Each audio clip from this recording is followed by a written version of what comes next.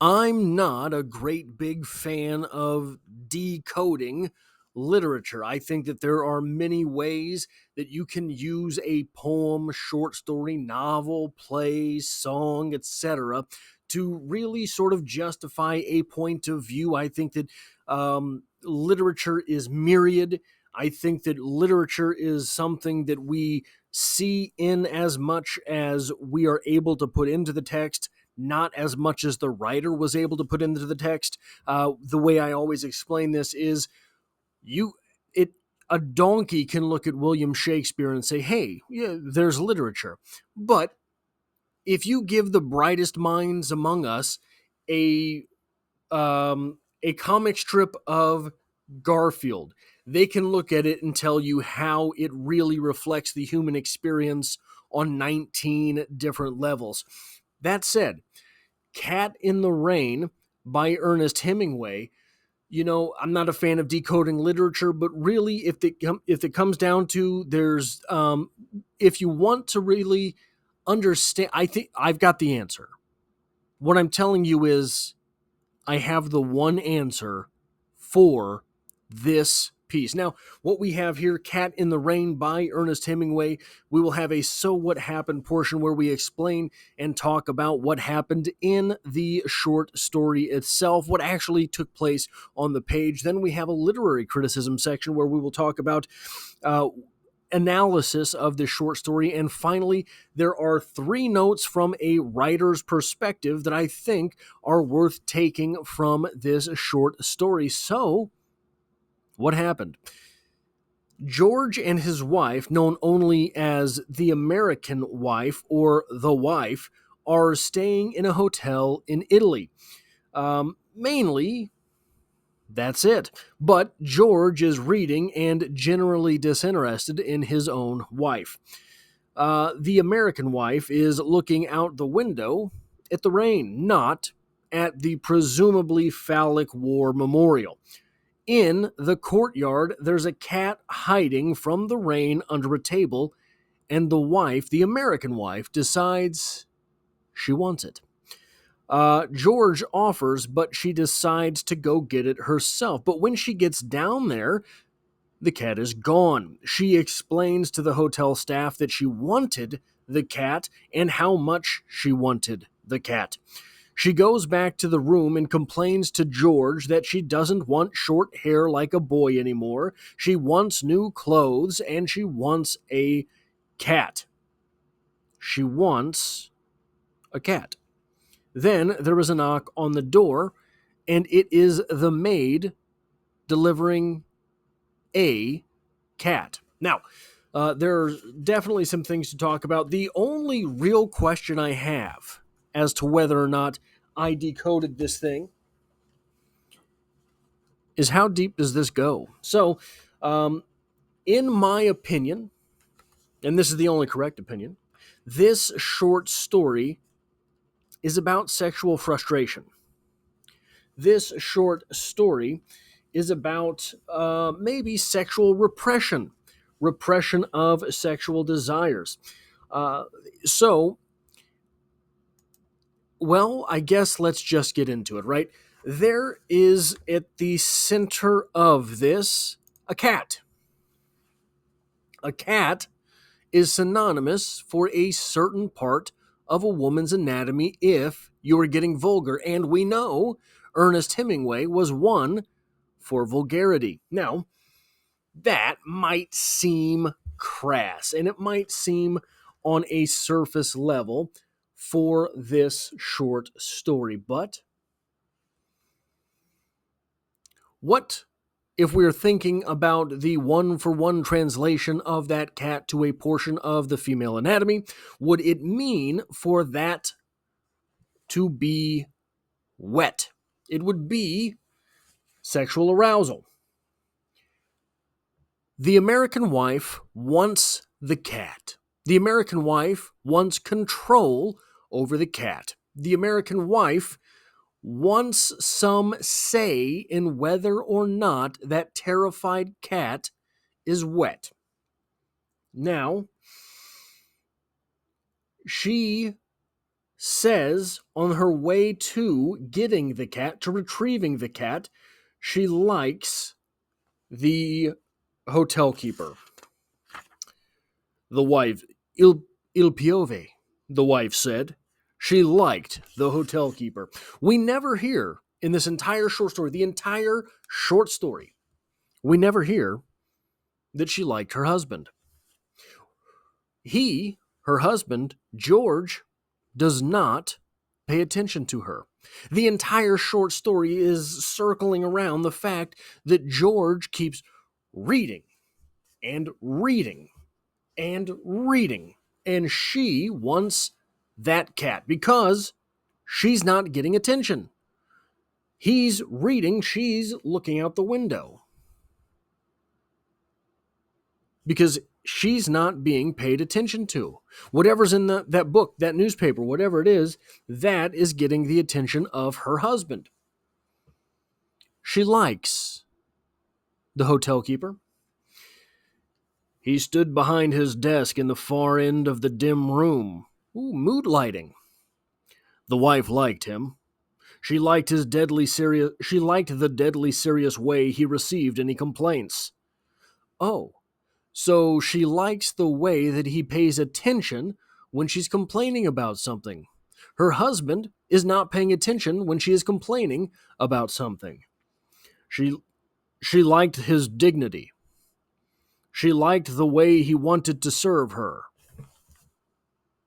I don't even have to point that one out, guys. Come on. She liked the way she liked the way he wanted to serve her. She liked the way he felt about being a hotel keeper. She liked his old heavy face and big hands. Now, far be it from me, I'm not going to judge. There is, look, hands are a thing. Hands are a thing for female sexuality. Don't ask me why. Don't ask me why feet are a thing for some guys. I don't know. It's not my thing. I don't understand it. But I know that that is true. Don't take it from me, take it from Hemingway. Now, we have this in the Fincavigia edition. This takes place on 130 to 131. She went over and sat in front of the mirror of the dressing table, looking at herself with the hand glass. She studied her profile, first one side and then the other. She's looking to see if she's attractive. Her husband's not paying any attention to her. So she's questioning to herself, am I attractive? Do I still have it? Am I still worth having attention paid to you? Well, the hotel keeper seems to think so. Then she studied the back of her head and her neck.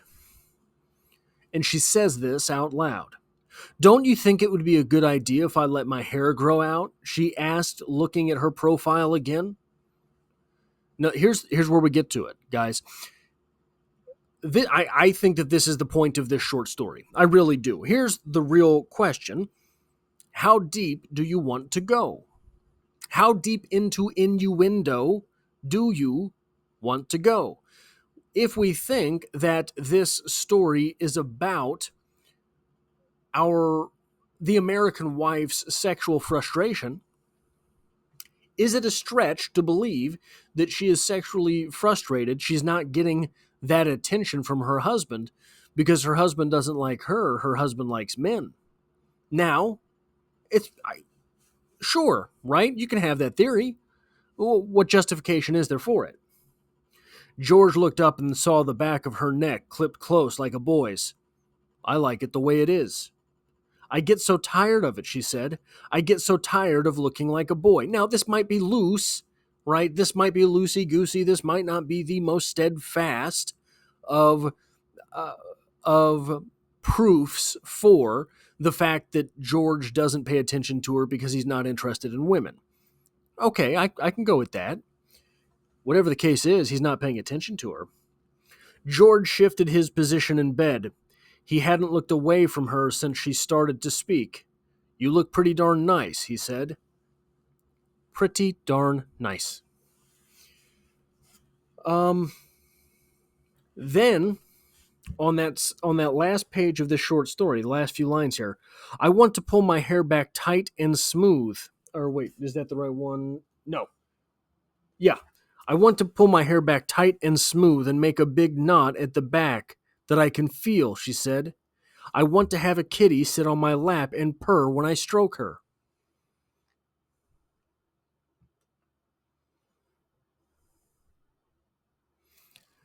I want to have a kitty sit on my lap and purr when I stroke her. Is this 50 Shades of Grey? Come on, guys. What are we doing here? Then, where are we at here? Sorry, I've lost my place. I was flummoxed. Then we have this. She goes back to complaining about wanting a cat. She wants some new clothes. She wants to brush her hair and grow her hair out. She wants all of these things. George was not listening. He was reading his book. His wife looked out of the window where the light had come on in the square. Someone knocked on the door. Avanti, George said. He looked up from his book. In the doorway stood the maid. She held a big tortoiseshell cat pressed tight against her and swung down against her body. Excuse me, she said. The padrone asked me to bring this for the signora.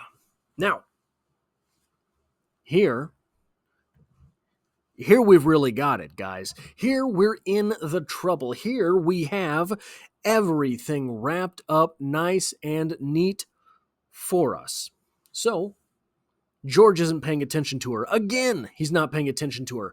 She has said she wants the cat. Again, we have a crass explanation for why cat was chosen, right? We can just say cat represents the American wife's sexuality.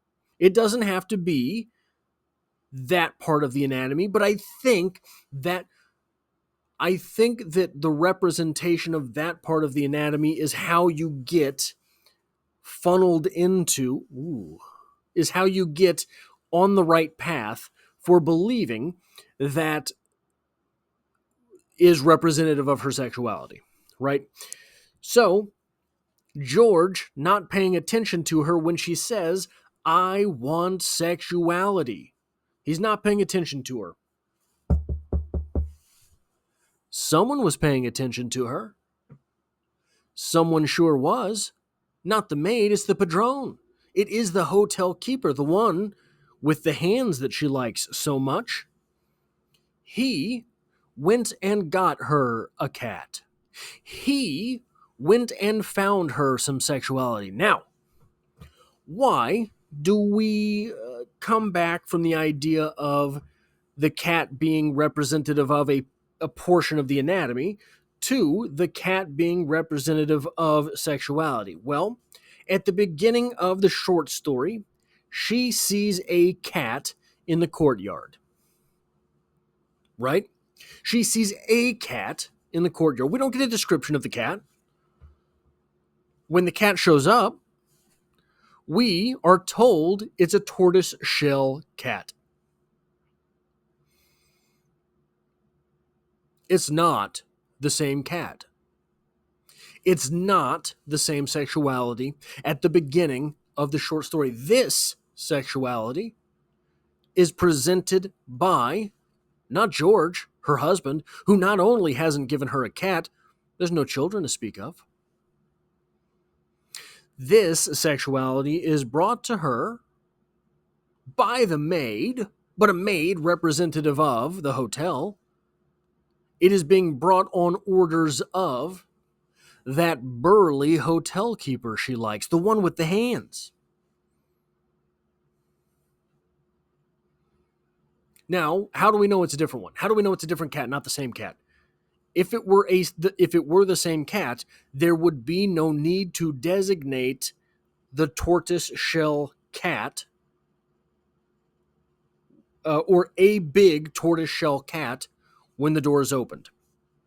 It would just be the cat. If it were a black cat, we would know it's the black cat. We wouldn't even have to tell us.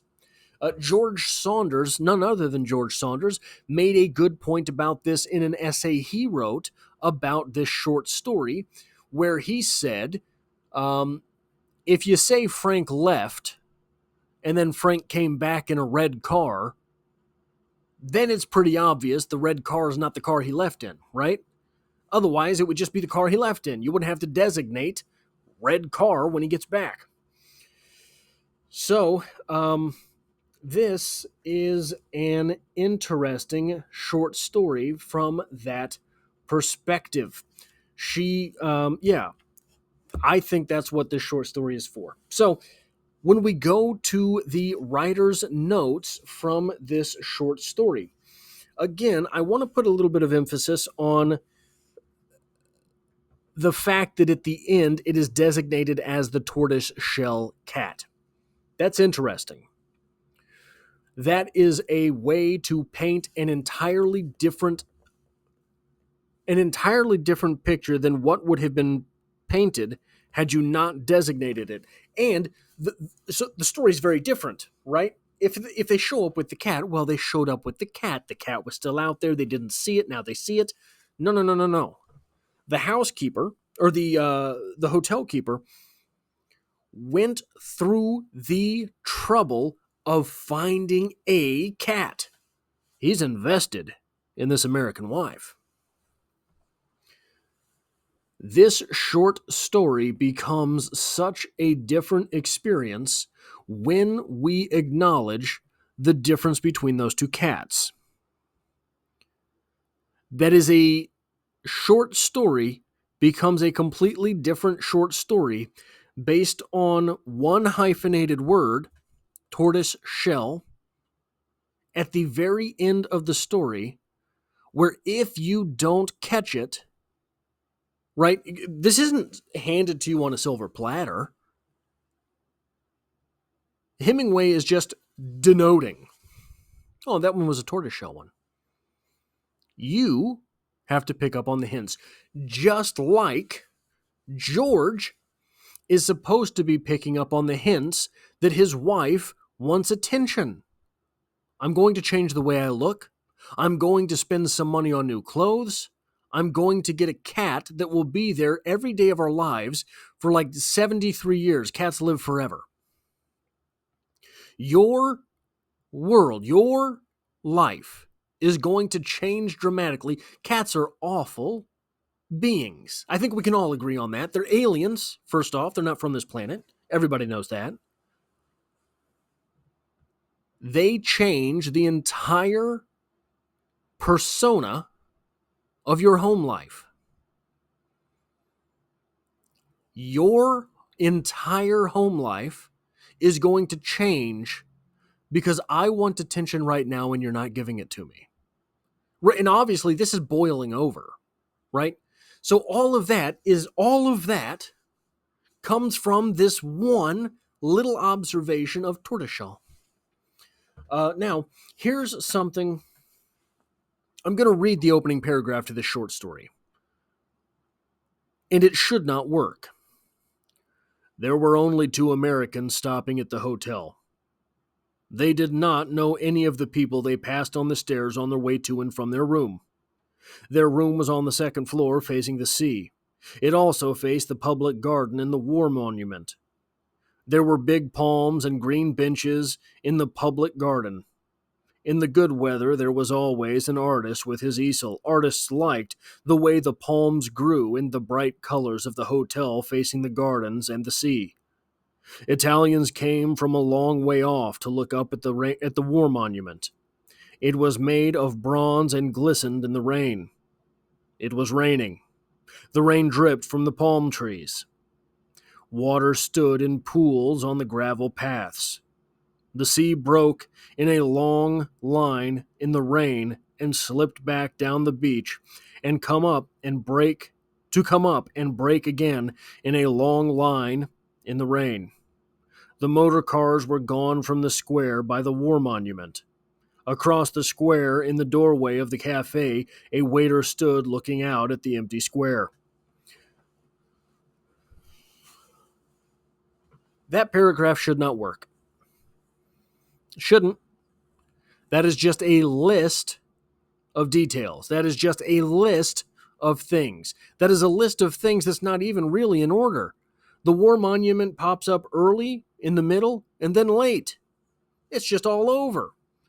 We have the rain popping up and then going away. We have, by the way, palm trees, big hands. If one is sexually frustrated, how might they take care of that with their own hand? So we have in this opening paragraph just a list of details. Should not work, but it goes so fast. It is so cleanly written that you have no choice but to read the next sentence, and each sentence just populates your mind with one more detail of what is going on, just what's going on in this short story, what's going on in this opening scene. Every sentence adds one detail to that. Now, the final thing I want to talk about is just a small exchange. A small exchange between the American girl, the American wife,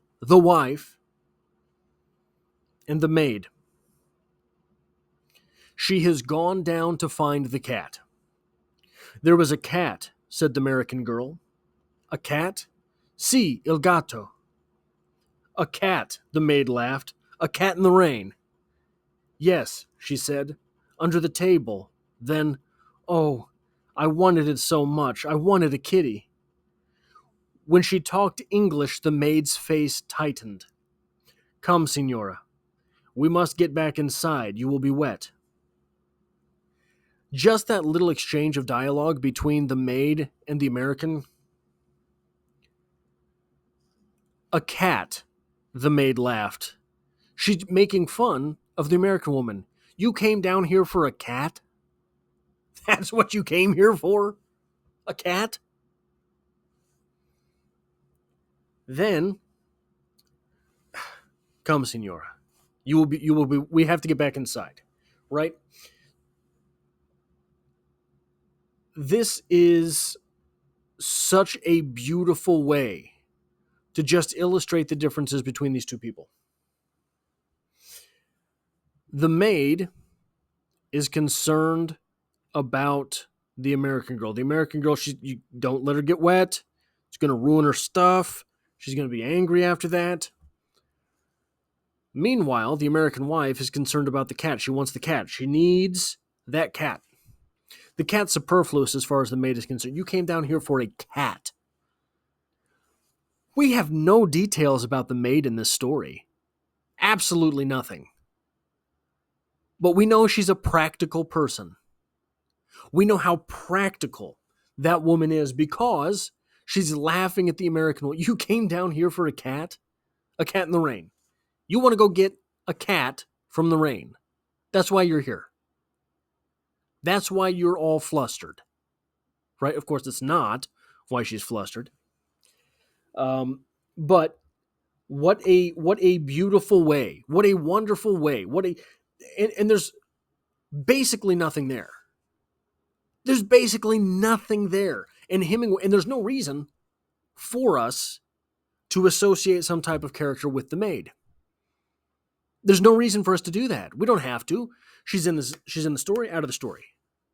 Pops up at the end like the T-Rex in Jurassic Park.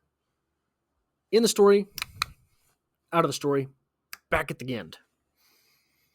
Right? So we have no reason to know her, but we do. And we do because of just a few words here.